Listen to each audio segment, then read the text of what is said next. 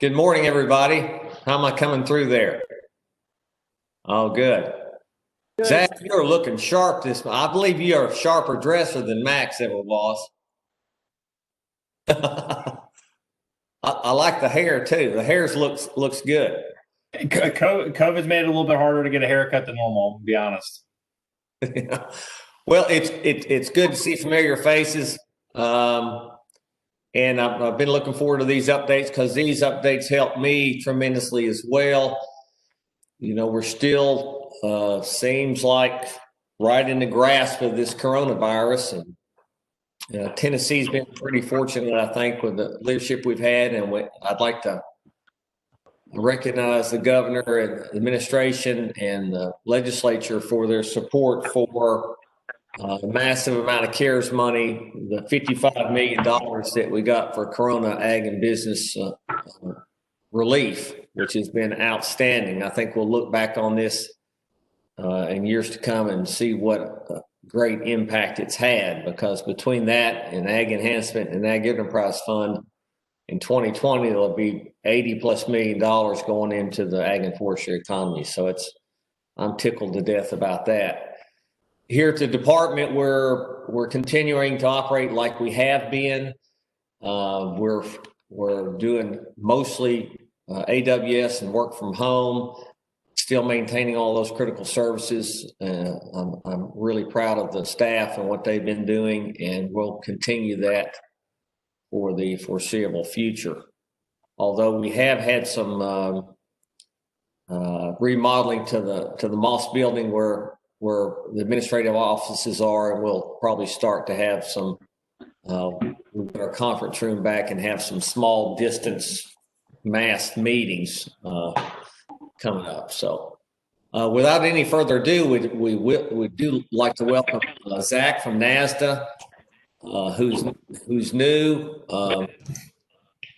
And we're glad to have you, Zach. You got a hard act to follow. Max was really very informative on the reports and all that. So why don't you tell us a little bit about yourself before you get started, and tell us how the weather is there in Washington. Thank you, Commissioner. It's an honor to be here. Can everybody hear me okay? Yes. Okay, that's great. So I'm Zach Jaworski. I'm the Associate Director of Public Policy at Usda. A little bit about myself. I grew up on a farm. My mom's a first-generation farmer. Raised dairy goats, meat goats, and market lambs growing up, 4-H FFA. I went to a small ag school in Eastern Pennsylvania, Delaware Valley College, for ag ed and extension. When I graduated, I walked into my Dean of Ag's office and asked for a job. He hired me. I worked for him for a year and a half. Then I went and worked for the Pennsylvania Department of Agriculture, running the PA Preferred Buy Local program in the Bureau of Market Development. There would be an election in Pennsylvania, and my former Dean of Agriculture, who I had worked for, would become the new Secretary of Ag, Russell Redding. And I would work for him for 2.5 years running their ag tourism program, working with the agricultural affairs, 4-H FFA programs, the horse racing, which was a wonderful experience for me. Loved it. It was a great job. It was the coolest job I ever had. I loved working at the State Department of Agriculture. Then I went to law school at Penn State. I graduated in May, and Usda was kind enough to make sure I didn't have to be a lawyer. I could be an advocate for agriculture. So here I am. And it is an honor to be with all of you. Commissioner has asked me to just give you just a general DC update. I'd also like to thank Tom and Tina for all their help getting me prepared for the call. I think the areas that would be most helpful for you guys to know is the CARES Act funding. The fourth round is being negotiated. There have been obviously some, I don't know the right term you want to use. The Senate is going to have some challenges in the next couple of weeks because of some health issues, and we're still not sure how that's going to affect negotiations. But I can just tell you that there are talks that both sides are working on it. They are trying to find a number to get support out to help the country. Another area that I think would be very, very helpful is hemp. you may have already seen, but last week the Senate passed a continuing resolution that would fund the government through the end of the year, and in it included an extension to the domestic hemp production program implementation of the interim final rule until September of 2021. That being said, there is still a comment period that's going to close in 2 days on the testing requirements for that final rule. NASDA is prepared to make comments. I don't have them yet to circulate, but it's going to be very similar to what we had previously commented on at the end of 2019, beginning of 2020. There's also a DEA Cbd Processing Rule that has a comment period open now that's going to close on October 20th. That's seriously going to affect hemp processors. NASDA is anticipating making public comment on that, particularly on the ability to reprocess to make sure, to reduce liability for processors. Some general takeaways from our annual meeting for those of you who weren't able to chime in. NASDA passed a historic diversity, inclusion, and racial justice policy, which was really a wonderful step for all 50 secretaries to come together and recognize you're one of these areas that has gotten a lot of attention lately. It was a wonderful process to be a part of. It was great to just hear the perspectives from around the country and kind of look forward as we grow a more diverse agricultural industry. We also passed some action items around rural development, particularly rural co-ops for electric, and just some other urban-rural partnerships. And then we also passed some policy around processing, particularly small livestock processing facility priorities. Those are the main areas that are going on. We're obviously preparing for the Winter Policy Conference. We haven't made a decision whether or not that's going to be virtual or a hybrid yet. We'll be making that decision in December. But in terms of just the general flow of Washington, I think everybody is just amped up for the election, and we're just trying to make sure that we're advocating for ag every single day and keeping that at the forefront. We do expect I guess one other thing in my portfolios is dicamba. We are expecting EPA to make a dicamba decision very soon. We are preparing to send a letter on that issue, but we are hearing that we do expect a decision on that to come pretty soon. Commissioner, did I miss anything that's really relevant, pertinent, that everybody would want to hear about? This is my first time, so I'll make sure I didn't leave anything out that you're dying to hear about. No, that's good. Just wonder, what do you think about what's the chances of any more money coming from Congress for stimulus? Yeah, that's a great question. And my answer has definitely changed a lot depending on week to week. If you had asked me a month ago, I would have said, pretty good. If you asked me 2 weeks ago, I would have said probably not good at all. Now, I'm happy to send you an update later. I think the hard part now is because of the Senate's going to have some real obstacles just because of what's happening. Before it seemed like the House was getting very close to having something out that we were going to be able to get voted on. I can tell you we have had a high level of engagement, and on the House side, there is an appetite to get some more funding out, and there has been some good language. I'm nervous to say better than possibility, only because there are now you have a Supreme Court nomination that needs to get done. You have senators who can't meet. They were already supposed to be in recess. There's going to be some logistical options in the next couple of weeks before I can kind of give you a really good temperature. I know that's a kind of a quote unquote non-answer, but I'm just telling you it has swayed up and down over the last several weeks. Okay. All right. Any questions for Zach?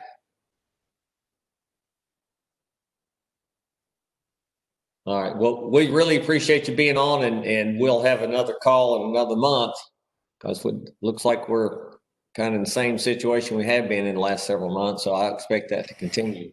Sure. I will. I'll drop my contact info in the chat. I'm going to shut my video off, but I'm probably going to listen in for at least another half hour or so. But if anybody thinks of something, please feel free to drop me a line.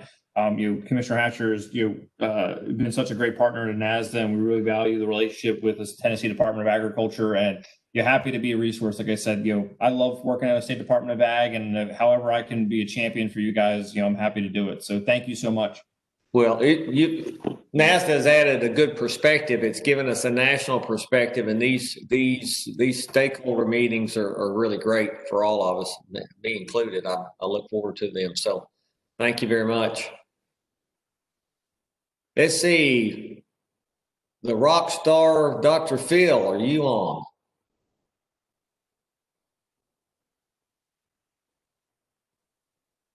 Uh-oh. She's not on yet. Is she going to be on, Tina? All right, that's okay. We'll move to Assistant Commissioner Keith Harrison, and he's going to tell us all about the Corona Ag and Business Fund. Morning, Dr. Hatcher. Can you hear me? Yes, sir. All right. You guys bear with me. I'm having, of course, as usual, some minor technical difficulties, and we'll blame that on lots of factors. You should be able to see my PowerPoint also. Is it working okay, Yeah. Dr. Hatcher? It's up, yes. Outstanding. I'm not in as bad a shape as I thought this morning. So I want to give an update to the Coronavirus Ag and Forestry Business Fund to you guys this morning. As a reminder, this was part of the Title V of the CARES Act, established the Coronavirus Relief Fund. There was $150 million appropriated for payments for specific states, tribal government territories, and large units of local governments. And the U.S. Treasury funding allocation methodology was based on the state population. So we got the money from Treasury. The state of Tennessee got $2.36 billion, of which Governor Lee and Commissioner Hatcher were able to allocate $50 million for agriculture and forestry businesses, if you all will recall. And we've been so blessed to have Governor Lee behind this. Of course, he's made the statement that these resources for ag and forestry related businesses will go a long way to aid in moving the economy forward, and it will provide immediate aid for those who work in Tennessee's #1 industry. As a reminder, too, these funds were to go to the following categories: business disruption, costs associated with the pandemic response, supply chain enhancement, and increased meat processing capacity. Requirements for folks that were part of this program: you had to be a Tennessee entity or have a project based in Tennessee. You had to demonstrate that you incurred a business loss, have or will incur expenses that address the unique problems created by COVID-19, and the ability to expand capacity and are in an industry where demand has increased because of COVID-19. Again, as a reminder of the timeline, we had a very short timeline we were working with on this. The application period was August the 17th through the 31st. We graded the applications September 1 through September 21st. We notified folks on September the 22nd, and now we're in the request for funding period, which runs from September the 24th through October 31st, and some of the capital projects have until the end of the year in order to be completed. The results of all this: we had 1,004 applications requesting $341 million. $341 million, and the amount of money we had in the fund, if you recall, was $50 million. These applications were evaluated by our business consultants at the Department of Agriculture and also by Horn, the independent third-party consulting group and accounting firm that helped us through this whole process. After going through that evaluation, we actually funded 787 entities for a total of $55 million. We were able to talk to the governor's office and F&A, and they gave us an extra 10% of money, if you would, $55 million, as we moved on forward. Now, it's kind of interesting how all this breaks out. Dr. Thiel always has some good charts, Commissioner Hatcher, so I tried to get some out there too. But roughly, 60% of these resources that we were able to fund went into business disruption or costs associated with the pandemic and its response, and 20% went into meat processing capacity, and supply chain enhancement got another 20%. So that's kind of how, whenever we evaluated the resources, how the money was shook out. And I know this is a very busy chart, but I've highlighted up here the top sectors in Tennessee agriculture and forestry that were able to get the money, and that we allocated roughly 20% of it went to meat processing. Around another 20% went to the forestry industry. I know David Arnold and TFA has expressed to us how appreciative they are for the money that we were able to allocate, because the forestry industry had really hurt through this entire situation we had with the pandemic. Food processors got about 8%. Others, a catch-all category, that would include farm supply, ag innovation. Some farmers shook out in the other, but that was 6%. Craft breweries, 6%. Agricultural fairs. I mean, fairs had to be canceled. There was lots of things that happened out there.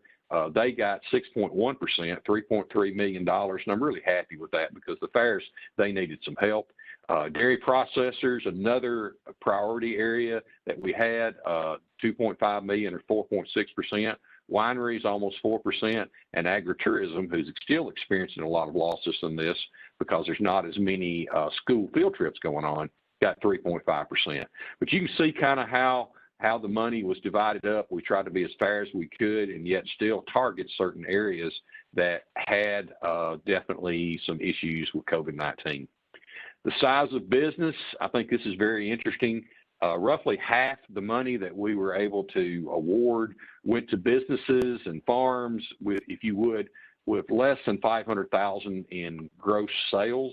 And I think that speaks well for the way that we were able to evaluate the process to hit those small businesses in our state. And roughly it's less than 5% went to businesses with more than 20 million in gross sales. So we did put some money out there to some larger businesses, but it was a smaller percentage when you compare to the smaller businesses, that we were able to fund. And finally, Dr. Hatcher, appreciate him and all his leadership through these strategic investments will make a real difference in Tennessee agriculture and forestry 10 years down the road. With that, Keith, I'd be glad to entertain any questions. Do you have to put my picture up there? This question I've got. I thought we made you look exceptionally well, Commissioner, but I'll be glad to take it off because you're the boss. Gosh. No, Keith, you and your team's done an outstanding job. I know it's been a heavy lift for the past month or so or longer, and there's still a lot more to do, and I really appreciate that. Any questions for Keith? Keith, any updates on anything else you want to talk about? We have been having webinars with everybody that we were able to fund, Commissioner. They have to go through, it's mandatory to go through a webinar on how to get their money. And we've been going through those, and we've got the final one today is a catch-up webinar. We've got about 50 folks, I think, or less than 50 that have not participated. And we'll be going through that, trying to help folks to get it. I think there's been around a touch under 100, if you would, that have made application thus far. If anybody has any issues or any problems, feel free to reach out to us in TDA Business Development, and we'll be glad to help folks work through the process. And I guess the only other thing I might mention, of course, the Ag Enhancement Program, the application period is October 1 through the 7th. The majority of the applications we're receiving this time are coming in online, as you might imagine. But I know we've got, as of this morning, over 3,500 applications for application A, application B, 43, application C, 45. So we feel real good about it. These applications are requesting over $9 million worth of funding right now. So we feel very good about what's going on over in Ag Enhancement too. And we're moving on forward. All right.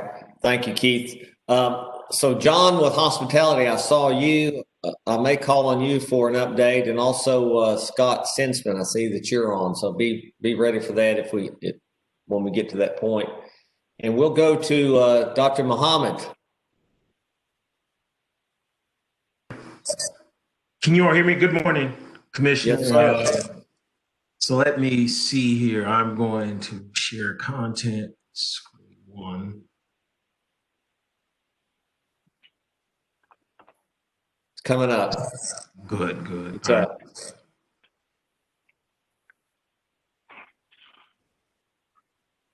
Is this going to be depressing, Dr. Muhammad? Well, no, here's the thing. You always get on me about how depressing these trade outlook presentations have been. And it hasn't been very good. And so so what I'm going to do is I'm going to actually start off with the good something stuff. that's very positive. Okay. And so what I'd like to do is just give a basic update. The August numbers out of USDA aren't out, but I do have some August numbers out of China, just as to show as some indication of what trade may do in the future. But I want to first just start off with Tennessee agricultural and related product exports. And in this slide, related products include forestry products, distilled spirits. So this is the total amount of agricultural exports for the state. And this is since 2017. And so as you could see, the purple represents 2020. 2020 was on track to be at least just as good as any other year previously in terms of January and February trade, but clearly with COVID-19, that's declined quite a bit. But the good news is that the July numbers are looking pretty good, right? And so you could see that we seem to, my hope is we bottom out in terms of this COVID-19 impact on Tennessee agricultural and food and related product exports. And my hope is when the August numbers come out, probably within the next week from USDA, we'd see this upward trend continue. And so I did, as promised, I started with good news. And the good news is that if this is any indication, we've sort of not only reached the bottom, but we've clearly come out of the bottom. And it looks like the July numbers are at least comparable to 2017 and 2019, right? So at some point, hopefully, when I get the August numbers, we'll see if Tennessee agricultural exports continue to recover. Now, what have we seen? I just want to at least sort of give everybody some background. So nationally, if we just look at January to July agricultural and related product exports for the United States, and that's gone down from about 92 billion to about 88.5 billion, about a 4% decline. The point I want you to see is the state of Tennessee actually, in terms of percentages, has experienced a decrease even larger than the national average. Obviously, in terms of the actual amount, clearly not, but in terms of just the percentage decline, and that's because we do rely on exports quite a bit for U.S. agriculture in the state, primarily forestry products and primarily cotton, which most of cotton tends to be exported. All right, so here's a breakdown of, these are the numbers I guess I reported to you in our USDA meeting. I collapsed it quite a bit. And yes, I could understand why someone would see this and clearly get depressed with all the red ink showing all of the declines. But as I showed in the first slide, that at least it appears that in July we're coming out of it. But I wanted everyone to just simply see the losses year to date based on USDA reported data. And you could clearly see, if you look at just the first two rows, which is either agricultural and related products or agriculture minus related, you could see the total losses in the area of a little more than over $100 million. But if you look at cotton, you can see cotton accounts for quite a bit of the losses that we've endured in the state. And so I just wanted you to see, one, where those losses were coming in terms of the different agricultural sectors. Forestry, the loss has been quite a bit, about a little less than $30 million. But the other point I want you to see is just the percentage declines, right? Hey, Dr. Muhammad, how would that look if you compared 2018 to 2020? Would that be worse? Well, it depends on the category because, mind you, 19 was the trade war year. So if you compare 2020 to 2018, for a lot of categories, it would be worse. So like the forestry industry, it would be ridiculously worse because 18 was sort of the last good year before the trade war kicked in full swing. Cotton, I'm not quite sure because the trade war implications of cotton was somewhat mixed. Soybeans would obviously be different, but that's not really a major indicator for agricultural exports for the state. And so, but yeah, clearly with forest products, you'd see a much larger decline.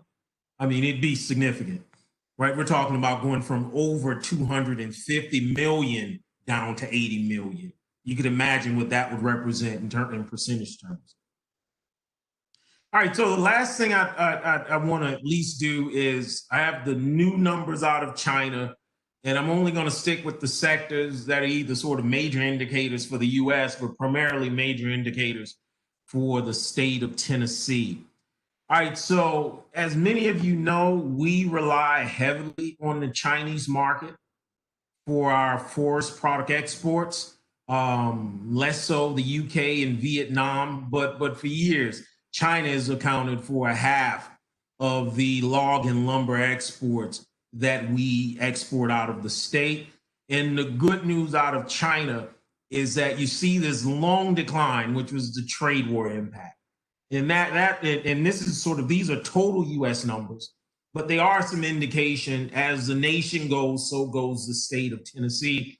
And the good news is that appears to sort of reach the bottom, and now we see some recovery. The most recent numbers are a little lower than the previous month, July, but you do tend to have these seasonal fluctuations. So that's not, so the main thing I want us to see is just the overall trends, right? So we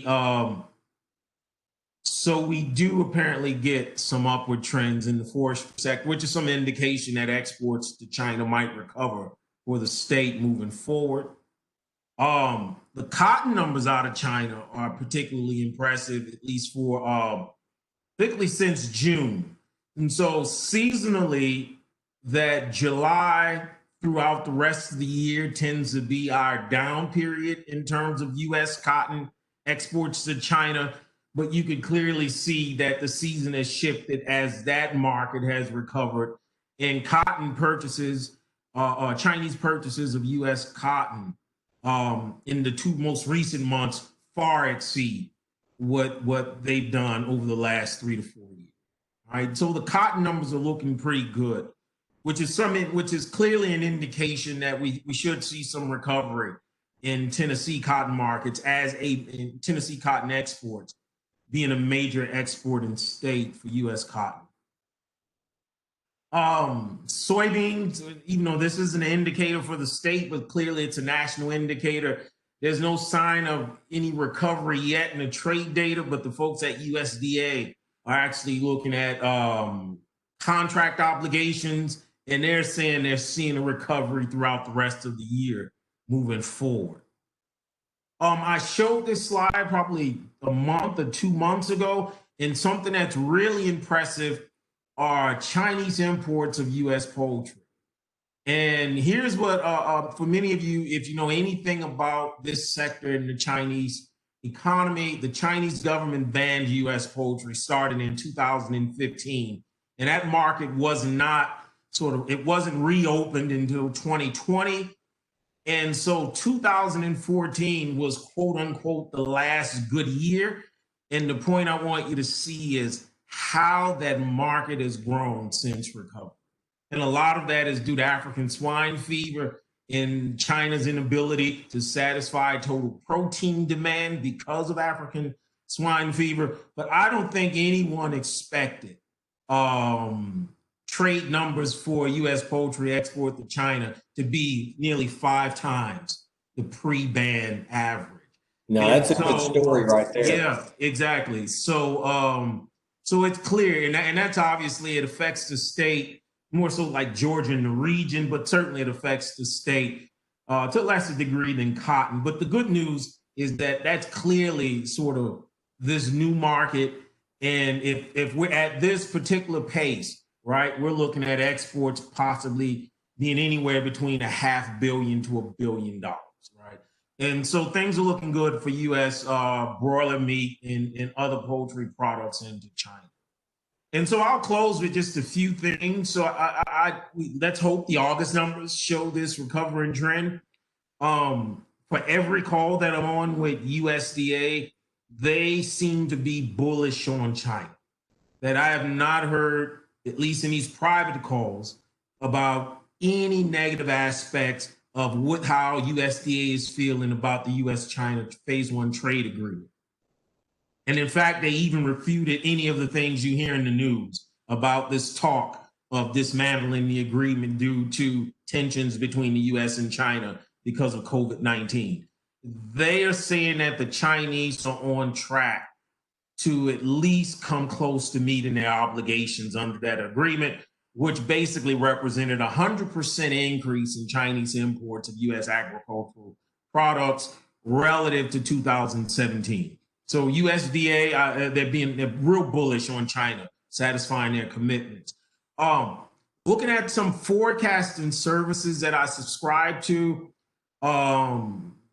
they're forecasting a global recovery. So we could see this increase in global demand the world over by about the second quarter of 2021, but highlighting what the USDA is sort of seeing in China, that the Chinese recovery has actually started a year early. And so their GDP growth has been positive since Q2 of 2020, and that's forecast to be even higher. The last thing I'll say is that I've been on about 4 or 5 USDA calls since this last meeting. In every call, someone has raised concerns about impending EU agricultural policy as it relates to sustainability, environmental and conservation issues. And one of their concerns is that the EU makes this effort to try to sort of impose these stringent production practices within the context of trade agreements in other countries, which could then affect our trade agreements, particularly the 2 pending right now with the United Kingdom and Kenya. So with that, thank you. And if you have any questions, I look forward to them. But what does pork look like for China imports? All right, so those numbers are higher. They clearly do not sort of reflect what we've seen with poultry. Now, and matter of fact, if I have this up here, well, it's a major decline for the state. So, but no, the pork numbers nationally look good. They just haven't looked good for the state. And so, but obviously we are not a major pork exporting state. Now, strangely enough, why part of this growth in poultry is because of clearly the previous ban, but you don't really see this same amount of total import growth, say for beef in China. It hasn't been this strong. Pork is higher, but clearly not this strong. Okay. Well, thank you. We're lucky to have somebody of your caliber in this state. It's great. It's a great thing to have. No, and thank you for having me on the call. I appreciate it. Okay, I think the rock star Dr. Phil has arrived. Dr. Phil? Hi, Commissioner. Yes, Yeah. sir. I'm so sorry for my delay, but thanks for having me and for being tolerant of my crazy morning. Let me share my screen here. How do I? Okay, good. I think I can just take over, hopefully. There we go. Yeah, you do. Let's see.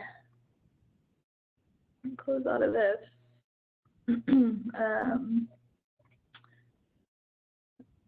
See here. Okay, so good morning, everybody. Again, apologies for my delay. So again, I just want to walk you through the trends that we're seeing across the state with COVID, and then of course, always happy to answer any questions that you have. So as a reminder, these are the 3 big buckets of data trends that we look at closely. So the first is this non-specific emergency room data. So we watch this influenza-like illness, which is that pink colored curve, and the COVID-like illness, which is the blue curve. We continue to see that levels of both of these remain pretty low. We'll obviously keep a close eye, especially on this ILI curve here soon, as we expect to start to enter a regular flu season here in the next several weeks to months. It'll be interesting to see what the flu season does this year. We know from some of our counterparts in South America that they had a very mild flu season. You know, they're being in the Southern Hemisphere, their flu season is really the inverse of ours, and that mild season was largely attributed to all of the social distancing and mask wearing and preventative measures that were in place due to COVID. So we certainly hope that we'll see similar trends and have a mild influenza season, but that's certainly something that we're, of course, keeping a very close eye on. So when we look at our case counts, we've really kind of hit a bit of a plateau in the last month or so. I think everyone recalls, we had a big surge in cases in late June, early July. We did see a downward trend through much of July and into early August, but if you look here really through the last month or more, this is a pretty straight red line. We're not seeing too much of a decline anymore, and we're certainly not back to the level of cases that we were in early May. If you look at this another way, this is our case counts by week. Again, we had this high of over 17,000 cases reported. That was at the end of June. And really, we've kind of stagnated here. So again, a little bit of up and down and variation from week to week, but overall, we're averaging around 10,000 cases reported a week now. I just want to walk through a few specific jurisdictions in the state. So we do continue to see much lower numbers of cases in several of the large metro areas. So if you look here at Nashville-Davidson, you can see that they actually are almost back to where they were in terms of case numbers back in early May. That's a pretty steep decline that they were able to achieve throughout much of July and August. A little bit of a hiccup here in early September, but that's trended back down again. Similarly, looking at Memphis-Shelby, we're perhaps at a slightly higher rate number of cases than we were in the spring, but overall a very marked decline in the number of cases. Conversely, this is our upper Cumberland area of the state. So this is Putnam County, the Cokeville area, and all of the surrounding counties. And you can see they actually never had a decline in cases after that summertime surge, and in fact have continued to increase, albeit gradually, in the number of cases that they're seeing reported a day. This is our Mid-Cumberland region. So this is basically all of the counties surrounding Nashville, excluding Davidson County. And although they had somewhat of a decline, this sort of mirrors our overall state trend. We continue to see really a plateau here through the last month or two, and they are not down nearly to the level that they were in May and early June. And then lastly, this is the western part of the state, so excluding Shelby County, excluding Madison County, and basically all of those rural western counties, and we see a similar trend there. So, a very steep increase in cases, and now really a plateau over the last couple of months. And I'll say we see similar trends in the south central part of the state, the southeastern part of the state. We've seen a little bit more variation in Knoxville, largely related to cases at the University of Tennessee, which have largely abated. But overall, especially in rural parts of the state, we really see that plateau in new cases per day versus a continual decline as we've seen in some of the larger metro areas. So if we shift now to testing, we've now conducted over 3 million tests in Tennessee. We continue to be in the top 10 per capita in terms of testing nationally, which again, I think is largely related to the big emphasis on testing access very early on in the pandemic from the Unified Command Group. So you can see there is a bit of variability, but we're still averaging between 20 and 25,000 tests conducted per day. And then when we look at our percent positivity, at the statewide level, it does continue to trend down, which is a very good thing. So this graph looks a little different than previously. So this is just the daily percent positive of tests shown in the gray line. This red line is the 10% threshold, and the green line is the 5% threshold. So for a lot of different metrics and really just national encouragement, we really want to be below 10% positive. It's a big goal, and ideally we want to drive that percent positive down as low as possible, and so ideally below 5%. So you can see in the summertime when we had our big surge in cases, we also had a pretty marked rise on our percent positivity. That has declined a fair amount, and fortunately we see that percent positivity now remains fairly low consistently, less than 7% for the last 30 days, with the last week average of about 6.8%. So that is a very reassuring trend, but it does still correlate to that higher number of cases than we saw in the spring and early summer.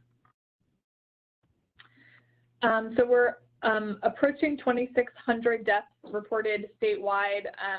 Our case fatality rate overall now is about 1.3%. We continue to be in the bottom half of states in terms of deaths nationally. Last I checked, we were number 30 or 31 out of the 50 states. And that's, of course, with us being in the top 10 in terms of cases nationally. So again, I think a lot of this is attributable to testing because we're detecting more of our mild and asymptomatic cases than maybe many other states are.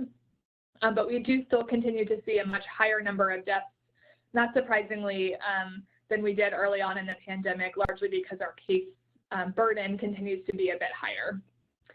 And then the last big bucket is, of course, healthcare resources. This is something that we continue to watch very closely.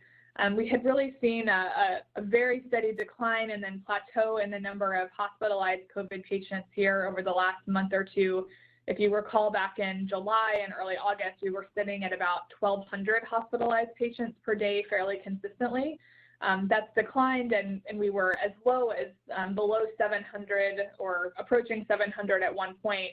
We have seen an uptick in the last week or two, and so we're watching that really closely, to see how that trends over time. Hopefully this peak will sort of stabilize again and decline, but that's of course something heading into flu season that we are acutely aware of, and we want to be sure that as our hospitals could see an influx of both flu patients and COVID patients, that we want to be mindful of those resources and staffing and bed availability to ensure that all patients can get the very best care possible. And I think those are the big topics I wanted to touch on. I don't have any other, big new announcements or themes. There's, of course, been a lot of discussion around the COVID vaccine. We're working very closely with Health and Human Services and CDC and others around plans for distribution. There's still not a definitive timeline on when vaccine will be available for distribution. And of course, it will be released in kind of a tiered or phased approach to priority groups first. Likely healthcare workers that care for COVID patients will be the very top priority. And all of that is sort of pending final completion and analysis of data from the numerous phase 3 clinical trials that are ongoing in the United States. But otherwise, I don't think I have big updates. I'm happy to take any questions that anybody has. I'm not seeing any chat questions if y'all want to jump in here, but I've got one. So I noticed, or everybody knows, the governor removed business restrictions across the state, but that doesn't mean we need to slow down on our efforts of prevention, and they still need to follow Tennessee pledge guidelines, correct? Yes, sir, absolutely. And really, that got a lot of attention, but I think really only one thing changed with that, and that was removing that final restriction that allows bars to serve people at bars versus at tables in the restaurants. Most of the other restrictions on businesses had already been removed, but you're absolutely right. We certainly encourage businesses to continue to abide by the Tennessee Pledge. We encourage people to abide by social distancing guidelines and wearing face coverings. These primary prevention measures that we've been talking about for a long time. I know we're all tired of talking about. We all want to hug our neighbors and sit in a movie theater and sort of be back to our normal lives. But we can't do that. But we still have to be, I think, very acutely aware that there is still a lot of virus that's present in our communities that put people at risk. Yeah, there's a question in the chat box there. Can you see it? Yeah, so the question is if there's any analysis around the management of the virus by the independent health departments as opposed to the rest of the state. So I think that is referring to our 6 metro health departments. So I will say, we work really closely with all 13 of our public health jurisdictions, and that includes the 6 metros and our 7 regional health departments. There's nothing fundamentally different in how those 6 health departments are handling COVID. They still are incorporating the same quarantine and isolation guidance, performing the same case interviews and contact tracing interviews. Obviously, there has been variation in how different recommendations or even restrictions have been implemented in some parts of the state, with more formal guidance or formal restrictions in some of the metro areas versus some of the more rural areas of the state. And we haven't done any formal analysis of that. It's a little bit hard to infer sometimes. I think in our metro areas, people live in a little bit higher density. They live perhaps and interact with each other more closely than in the rural areas. And so the risk there is certainly greater, but we certainly have seen that they've been able to achieve, I think, really commendable control of viral spread in many of those communities. And we just have to continue to encourage everyone in all parts of the state to abide by those same precautions to try to protect themselves and their communities and their loved ones. All right. Thank you so much, Dr. Phil. Look forward Thank you. To the next update. It's kind of a relative unknown entering the flu season. That's kind of worrisome, isn't it? Yeah, I think, again, we're trying to be optimistic that we might see some benefit from many of the precautions that people are taking. We, of course, encourage people to get their flu shots. I got mine this weekend. There is undoubtedly benefit there in terms of the risk of severe disease and death. So, get your flu shot and abide by all those same measures, and hopefully we'll see some benefit from all those precautions that are being taken, not just for COVID, but also for flu. But like I said, we're certainly watching hospital trends and all those data points very closely to ensure that our healthcare systems are in good shape heading into flu season. Okay. Thank you very much. Yes, sir. Thank you. Mike Mayfield is not going to be on this time, and he sent a summary to Tina, and she may have sent that out, but be on the lookout for it if it hasn't come in yet. Dr. Smith. Hello, Commissioner. Can you hear me? Yes, sir. All right. Let me just share this. Okay. Can you see that? Yes, it's up. All right. Perfect. Well, I'm going to go through just a couple of quick updates just on some of the economic data that we do follow that's relative to the ag economy. Then speak a little bit about the government programs that we've ended up seeing rolling out, how they relate to agriculture. And I'll close down with just what's going on with prices. I want to start out, show Commissioner Hatcher what's been going on in the stock market. We have the NASDAQ up 23% since January 1, S&P up 3.6%, and the Dow is down 2.5%. So when we look at some of the positives, I guess, that we've ended up seeing that helps out some of our agricultural producers and businesses, one thing that's been a real positive is that interest rates are at multi-year lows, 3.25% on the bank prime lending rate currently, and it's estimated that these interest rates are going to continue to remain in a low environment. Switch up to some of the data that we're seeing in terms of important industries. When we look at food service, drinking and eating places, this is U.S. total monthly seasonal adjustments for 2019 and 2020. The data goes all the way until August now. And when we look at it, we've had obviously the rapid decline from February through April, but we've seen a pretty consistent increase starting in May, and we've started to see some of this flatten out. We're still well below our pre-COVID-19 levels, about $10 billion nationally. So we still have a ways to go, but the trend is positive. When we look at grocery stores, again, this is another one where we're looking at kind of food consumption patterns by consumers. When we look at 2020, obviously we're higher than we were in 2019 as more people are staying home to eat. What we've seen is that initial increase month over month of 28% back in March. And then we've kind of moved sideways, but again, we're still above where we were at pre-COVID-19 levels. When we look at gasoline, again, this is important when we're looking at it from an ethanol standpoint, particularly for our corn producers.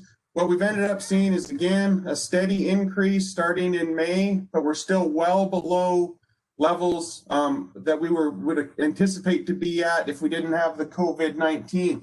So obviously, ethanol production is highly correlated with gas station sales. When we look at from January through September, it was down 17.1% for ethanol production, and gas station sales were down 17.3%. So that shows some of that correlation. Now, the one that I really want to highlight here is this ethanol production is still about 145,000 barrels per day lower than pre-COVID-19 levels. To kind of translate that into corn demand, that is about 2.4 million fewer bushels of corn demand per day. So again, substantial amount nationally when we're talking about a reduction in the demand for that key commodity. When we look at U.S. department store sales, obviously the holidays are coming up.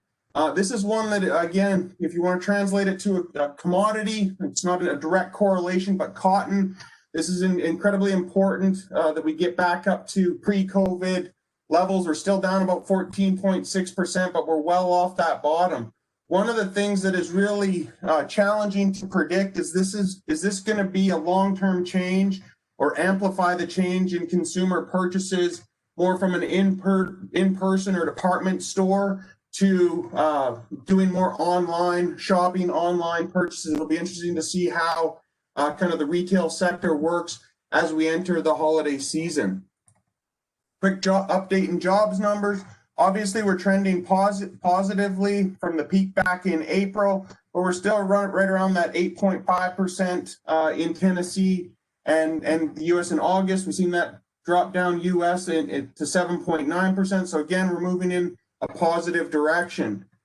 In terms of Tennessee weekly unemployment insurance data, we are moving in a good direction off the peak.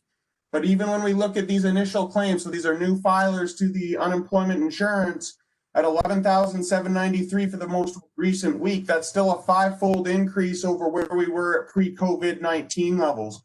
So again, we're trending positive, but not necessarily where we would like to end up being as of yet.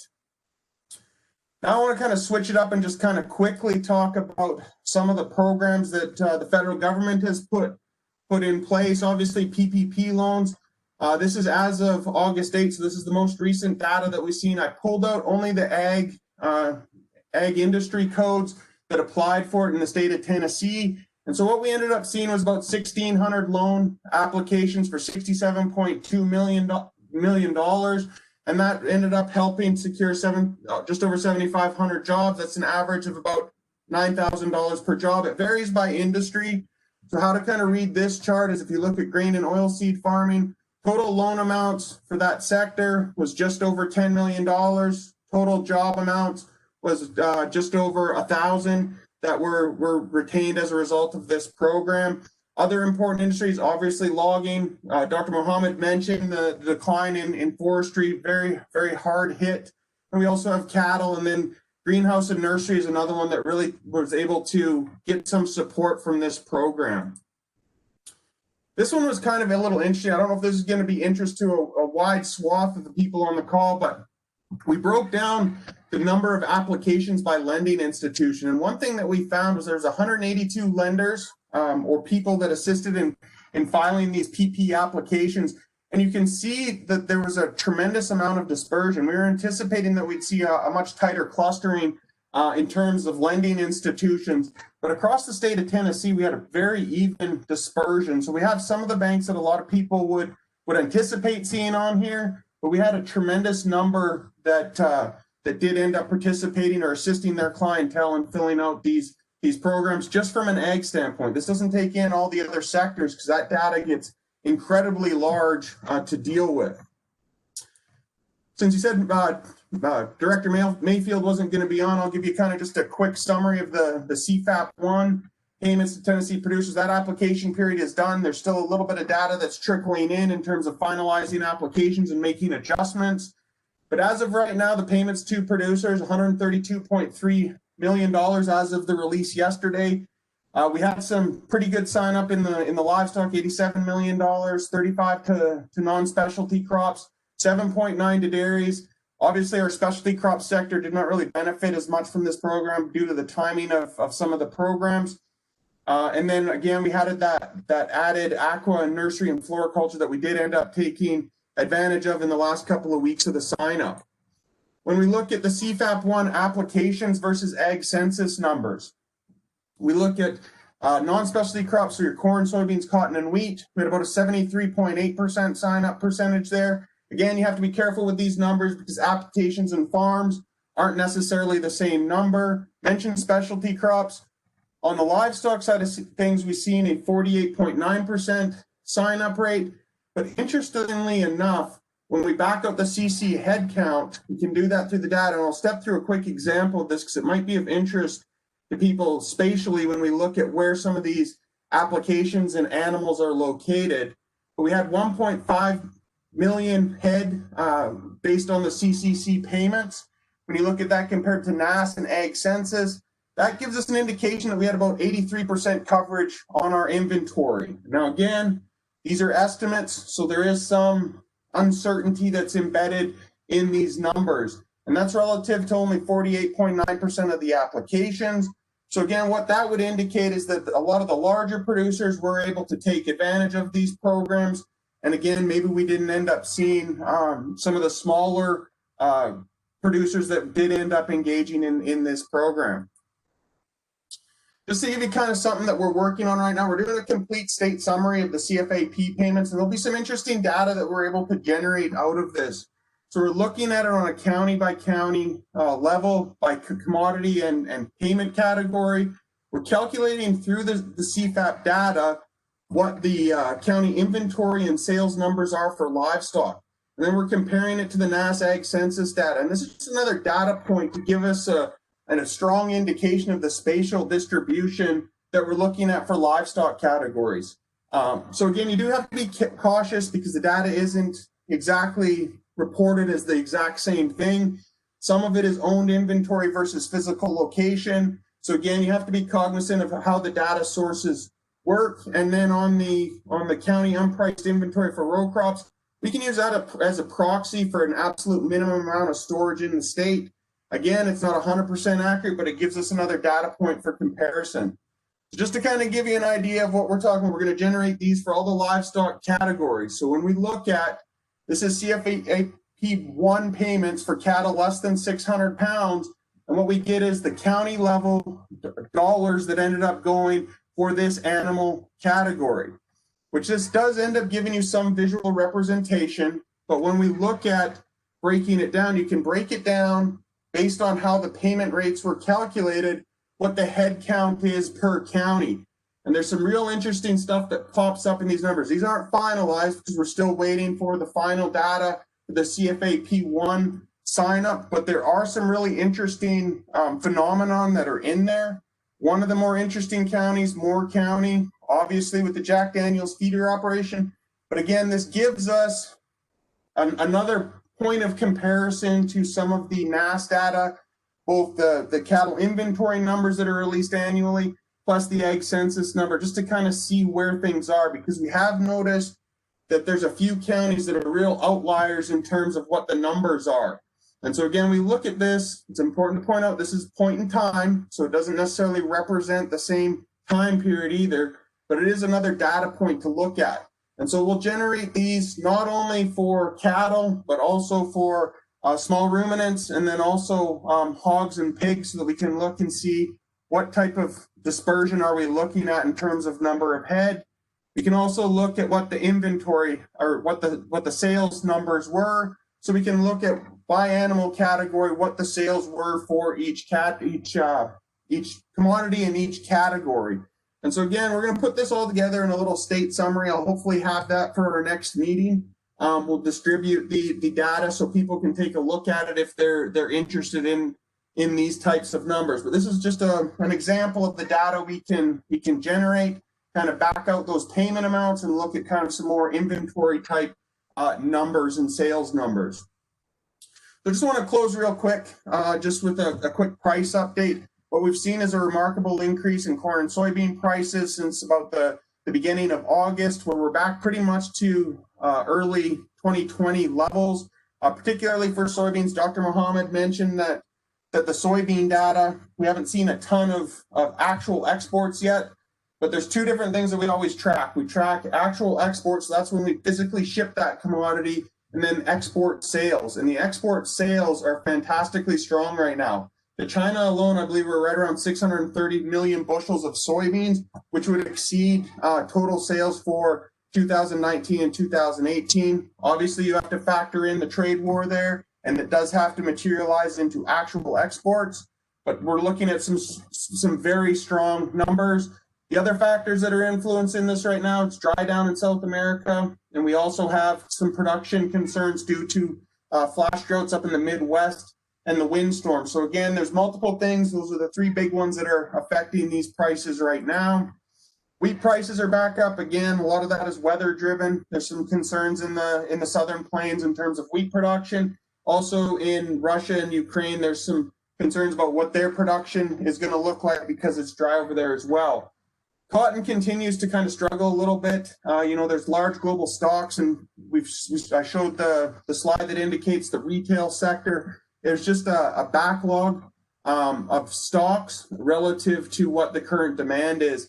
And really the only way that we're going to end up getting a price premium for producers, if we can get that high quality cotton that is clean, so we can end up getting that price premium, because I don't really see a lot of opportunities of a massive breakout to the upside for cotton like we've seen in soybeans, and to a lesser extent corn and wheat. On the cattle side of things, we're basically exactly where we were at the beginning of the year, within a couple bucks, and we've been moving pretty much sideways. And so one thing that we'll have to wait and see is we'll likely see a breakout. It's just a question of which direction we're going to end up moving. In terms of hogs, this is nearby lean hog futures. We've seen a good recovery in August and through September, where we got, moved off 50 cents up into the 60 cents, but we're still down about 10 cents from the start of the year, so about 15% lower. But again, we'll have to wait and see what happens in terms of the exports and ASF issues that they're having over in Germany right now. But we do have some reasonable increases that we've seen in August and September, but we've tracked sideways since then. Class 3 milk, again, we're well above where we were back in January, and way off the bottom, almost double off the bottom. Now, again, you do always have to be careful with this. Class 3 milk futures does not equal mailbox prices for our producers.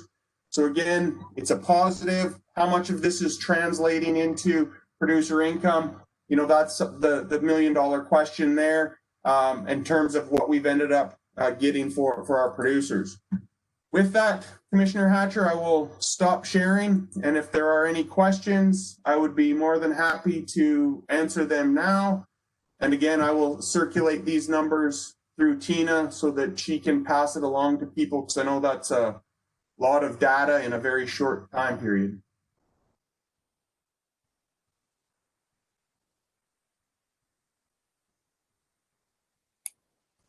Yeah, thank you very much, Dr. Smith. That's interesting. Those numbers are long for the day when they're a lot better. And maybe that'll come. Let's see. John with Hospitality, have you got any good news for us? You're on mute. There we go. We can hear you now. Good morning, Commissioner and everyone. I wish I did have some good news. Unfortunately, I don't. Our industry is not doing that well right now. We're still in a tough place. Looks like fourth quarter is not going to see a lot of improvement for us in the hospitality and tourism industry, and even looking into first quarter of 21. Our industry is one just like agriculture that's based on future, and so what we're seeing now is trends that are down right now in bookings. They're down in just about every segment of our industry, the lodging, restaurants, and general tourism. We're seeing a lot of reopening, and we're encouraged by that.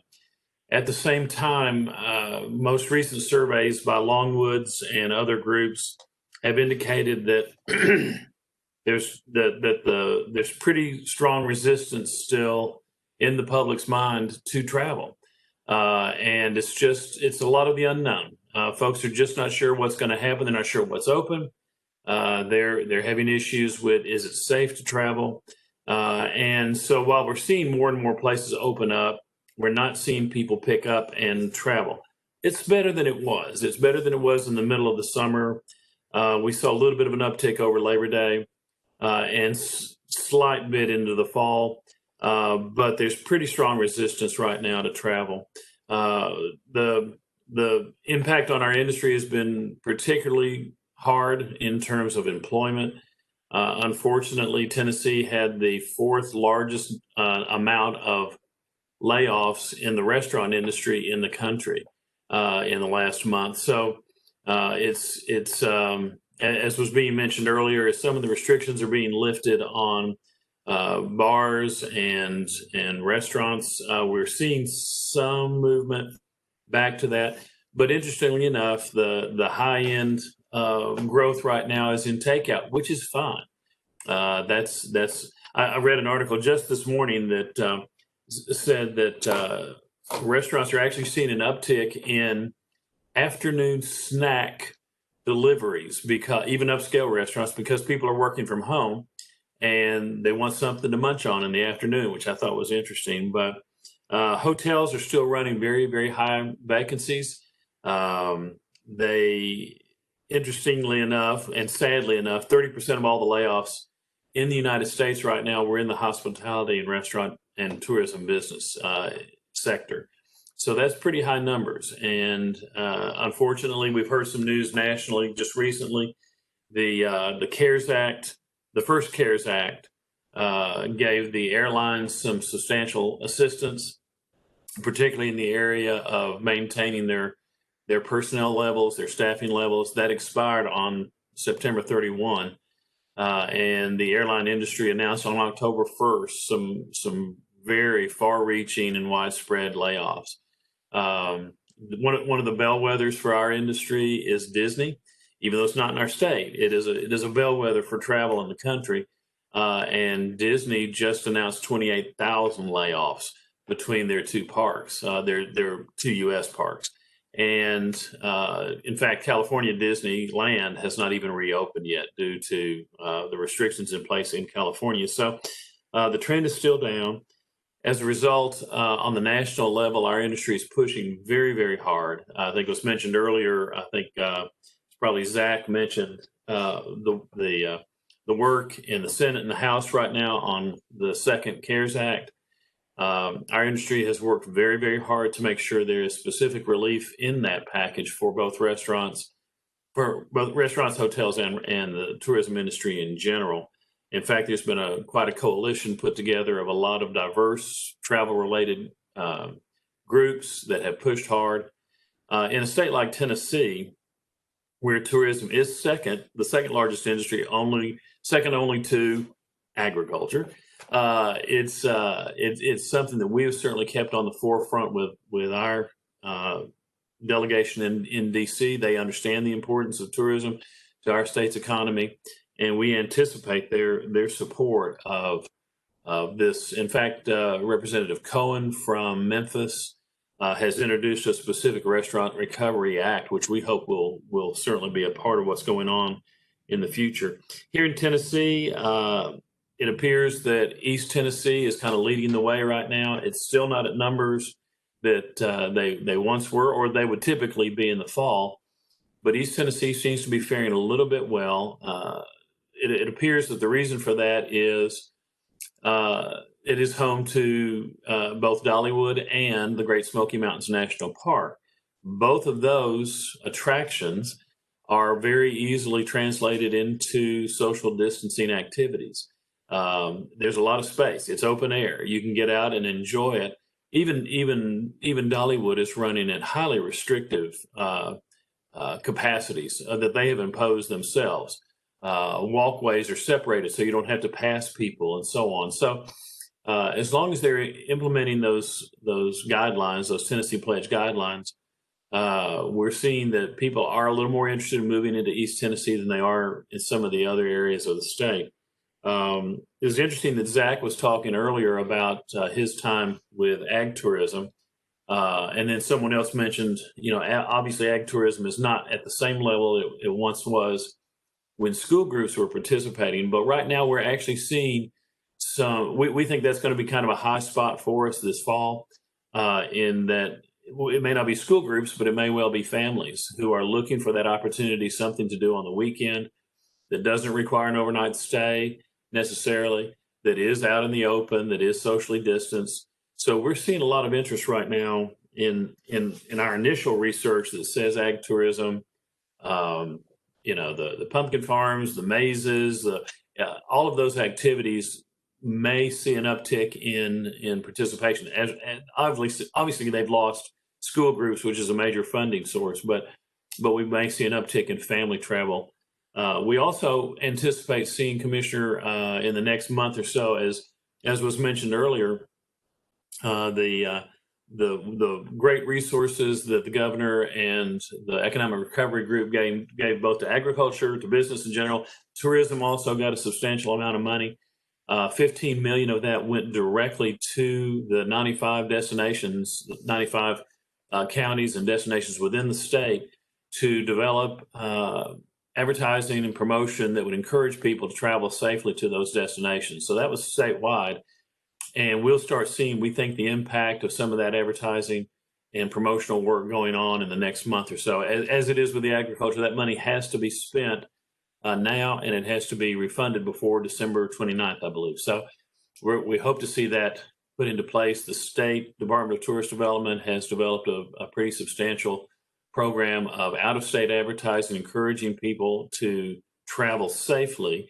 And Tennessee is a safe place to travel too. So we have some hopes. A lot of what we're pegging our hope on is future, and all of our work right now as an association is to make sure that our voice is heard, as agriculture is, that our voice is heard by those who are making decisions regarding travel and how we're gonna recover together.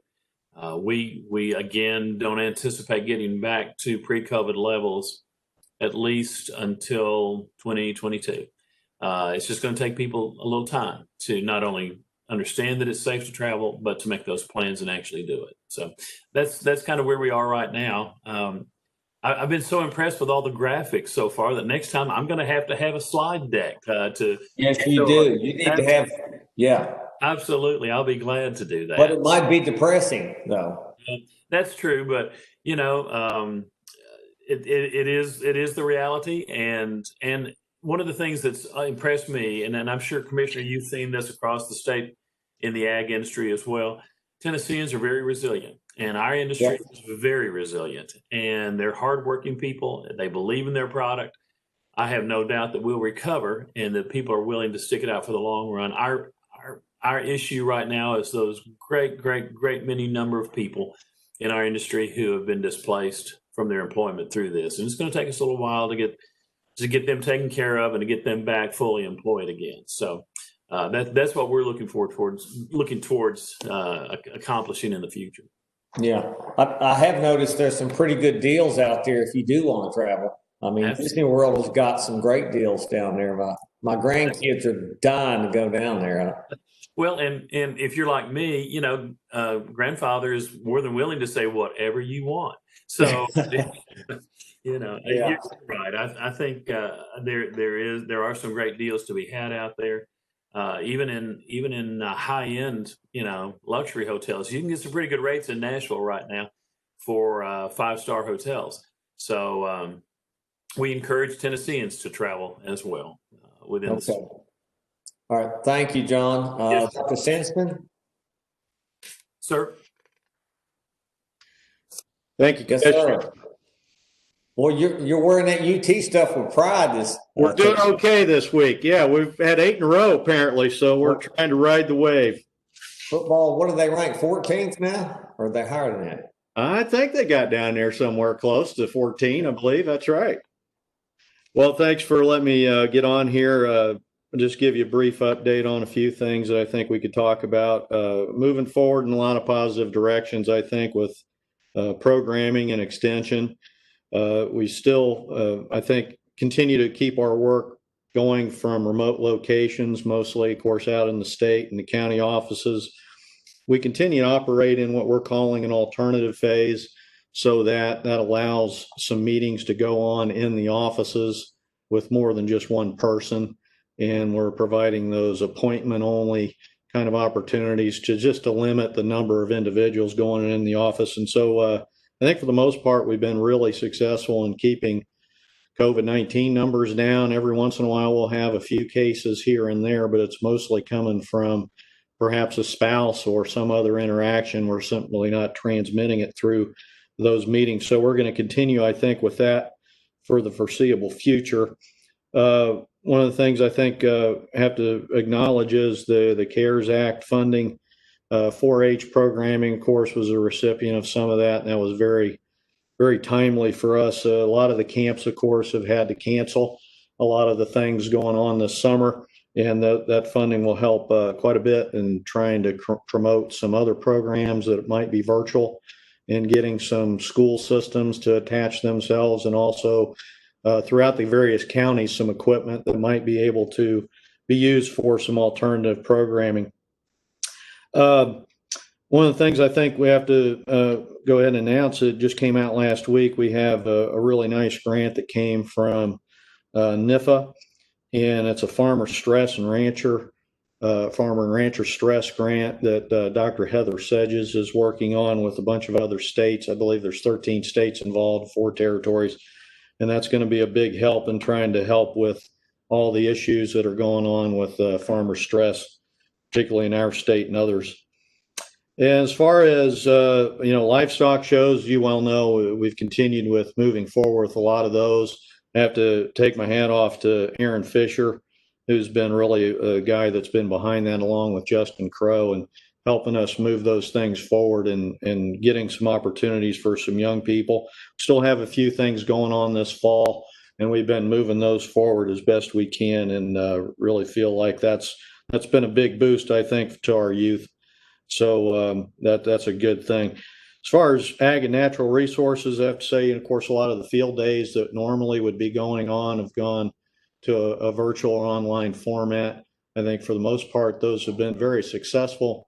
And we're again reaching some audiences that we wouldn't typically reach because of that.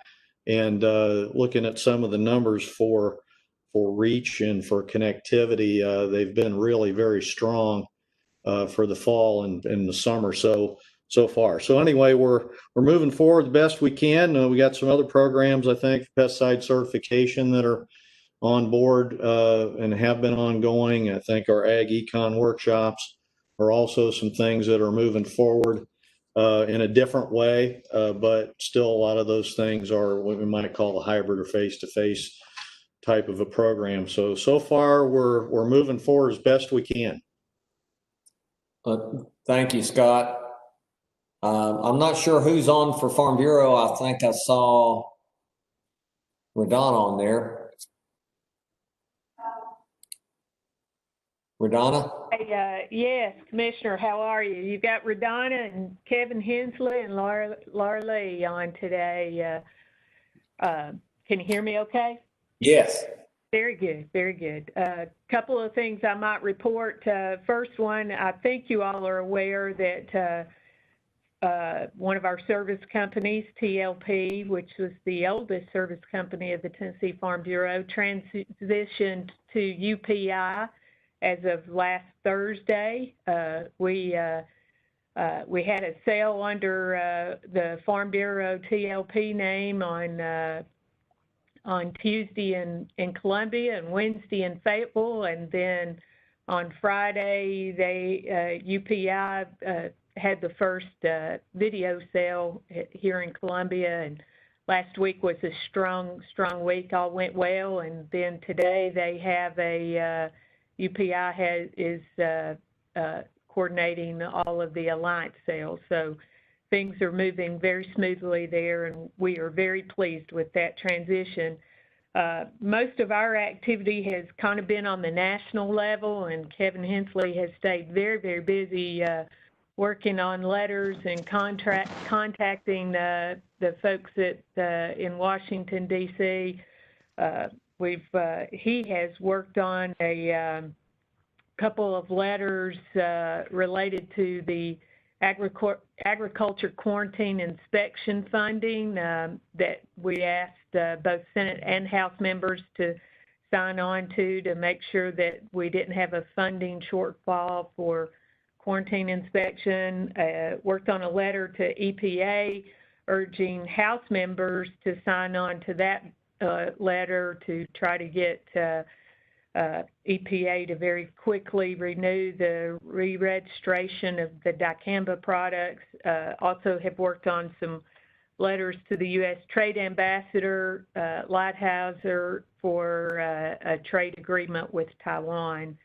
The last thing I might mention, he's also worked on a couple of letters trying to secure sponsorship from some of our Tennessee congressional folks. One, a Senate effort for transporting livestock and trying to modernize our hours of service, and the other one to prioritize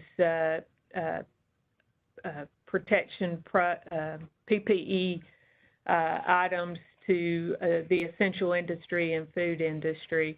And then the last thing I might mention, he also submitted some statement to APHIS on RFID traceability. So busy on the national level, following a lot of stuff on the state level, but I think most of the activity more from a national standpoint. And Mr. Aiken is not with us this morning because he is participating in an American Farm Bureau board meeting today. So that's the report from Farm Bureau, unless I'm forgetting anything. Thank you, Radonna. Thank and you. I think, Sheldon, are you still on? Yes, sir. I'm still on, Commissioner Hatcher. Oh, yeah, got that radio voice going too.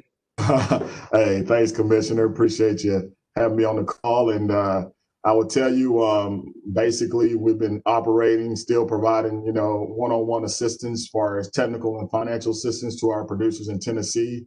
We're still working through that phase approach as far as reopening. We have about 57 of our service centers in phase 1, 9 service centers in phase 2, which now allows visitors by appointment only. And we have moved a couple of our service centers to phase 3, which allows 100% of our employees back into the office, appointment by only with our visitors, producers, our participants, and also our common areas are open as well too.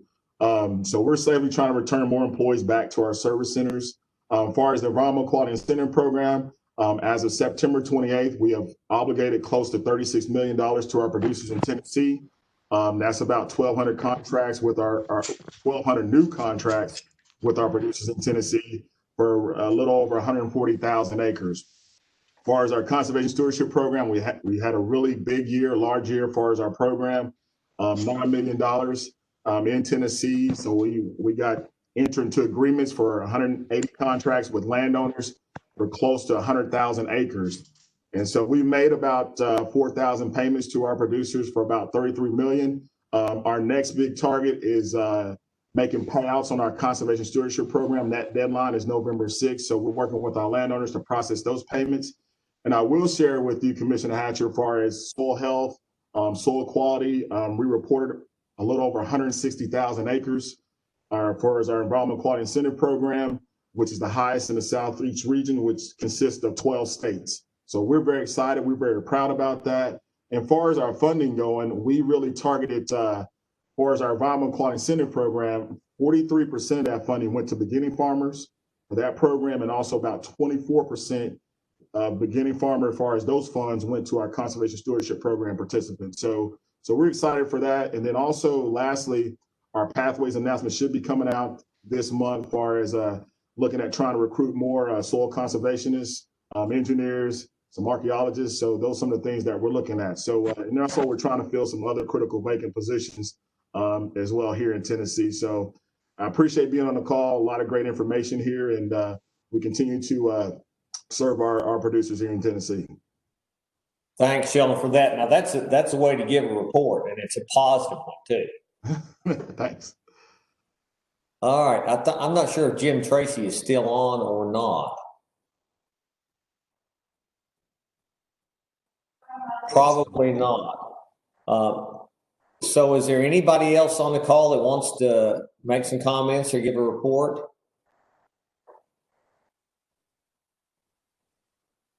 I'm not seeing any. The next, Tina's already sent out the invitation for the next call in a month, and it'll be Monday, November 9th at 9 a.m. So hope you go ahead and accept that invite, put it on your calendar, and look forward to another great meeting. And looks like Tennessee's faring pretty well comparatively. So y'all have a good rest of the week and look forward to the next call.